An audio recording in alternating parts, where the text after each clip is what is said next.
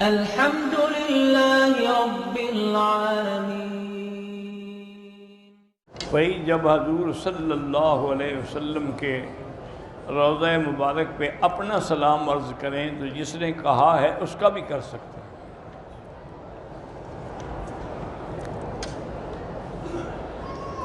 اگر میاں بیوی آپس میں ناراض ہوں تو ان کی عبادت قبول ہوتی ہے۔ کوئی کافر تو نہیں ہو گئے کہ عبادت قبول نہیں ہوگی، عبادت تو قبول ہوتی ہے، باقی جس کی غلطی ہے اس کو سزا بھی دے گی۔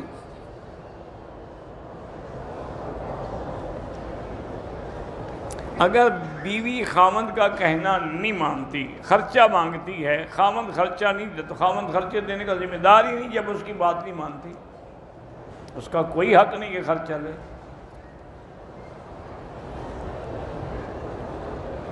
بڑا بھائی اپنے چھوٹے بھائی کو اپنی بیٹی کا رشتہ دے اور چھوٹے بھائی کا بیٹا اس رشتے پہ راضی نہ ہو، انکار کر دے، تو چھوٹا بھائی صلہ رحمی کو ترجیح دے، نہیں کوشش کرے اس کو منانے کی، نہ مانے تو ٹھیک ہے۔ صلہ رحمی کا معنی یہ تو نہیں نا کہ وہ نہیں پسند کرتا کہ لڑکی کو اور زبردستی آپ نکاح کریں۔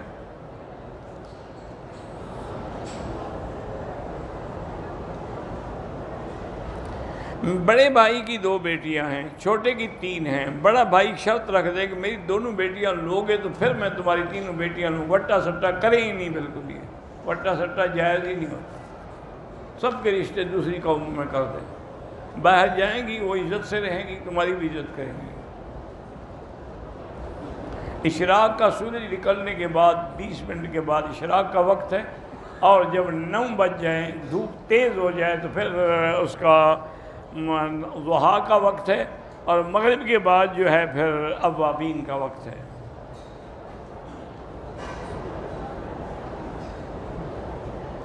میاں بیوی اکیلے ہیں، ان کا کوئی وارث بھی نہیں ہے، خامند کو قتل کر دیا گیا تو بیوی کیس کی پیروی کر سکتی ہے؟ بالکل کر سکتی، کیوں نہیں کر سکتی؟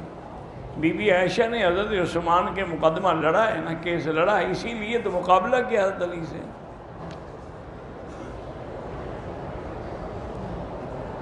نمازی کے سامنے نہیں گزر سکتے، طواف والے جو ہیں وہ گزر سکتے ہیں۔ حدیث کا معنی ہوتا ہے کہ حضور کا ایک دفعہ کا عمل، سنت کا معنی ہوتا ہے کہ جس پہ حضور نے ہمیشہ عمل فرمایا ہو۔ اب ایک دفعہ حضور نے کھڑے ہو کے پیشاب فرمایا، حدیث تو ہے لیکن یہ سنت نہیں ہے۔ سنت یہ ہے کہ وہ ہمیشہ بیٹھ کے پیشاب فرماتے تھے۔ میں طواف کرتا ہوں تو بیوی کو کہا کہ تم نفلیں پڑھتی رہو، تلاوت کرتی رہو، میں اپنے طواف کا اجر تمہیں بخش دوں گا۔ زندہ موجود بیٹھی ہوئی ہے، اس کو کیسے بخش دو گے؟ خوشامد کی بھی کوئی حد ہوتی ہے، اس کو کہو وہ اپنے طواف کرے، تم اپنے طواف کرو۔ زیادہ خطرہ ہوتا ہے مردوں سے ٹکرانے کا، تم بھی تو مرد ہو نا، تم اس کے آگے چلو، تمہارے پیچھے چلے، کوئی نہیں ٹکرائے گا۔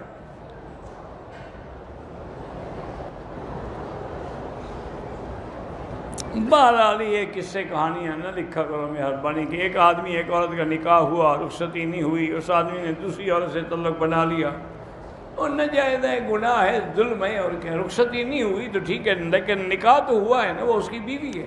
جس کا نکاح نہیں ہوا وہ اس کی بیوی نہیں ہے۔ اس کا کہنا مانے نہ مانے، نکاح ختم نہیں ہوتا۔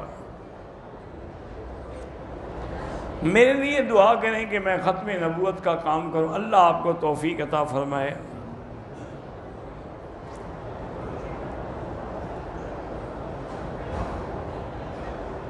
ایک بچہ ہماری ہسپتال میں ہے، اس کے گھر والوں نے صدقے میں گوشت پکا کے ایک درخت کے نیچے رکھ دیا۔ کیوں درخت کے؟ بندے نہیں ہیں دنیا میں کہ ان کو دیتے؟ بالکل غلطی ہے کہ درخت کے نیچے رکھ دو، جانور کھائیں بندے نہ کھائیں۔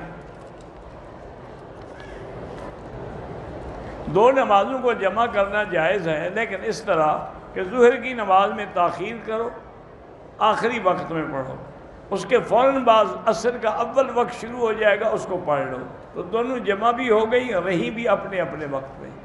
باقی ائمہ کے نزدیک ہر وقت جمع ہو سکتی ہے تقدیم تاخیر، لیکن امام حنیفہ فرماتی ہیں قرآن کا مسئلہ ہے کہ ان الصلاۃ کانت للمؤمنین کتابا موقوتا، تو موقوتا توقید سے ہے، وہ تعیین ہے، تعیین اشتراک کو قبول ہی نہیں کرتی ہے۔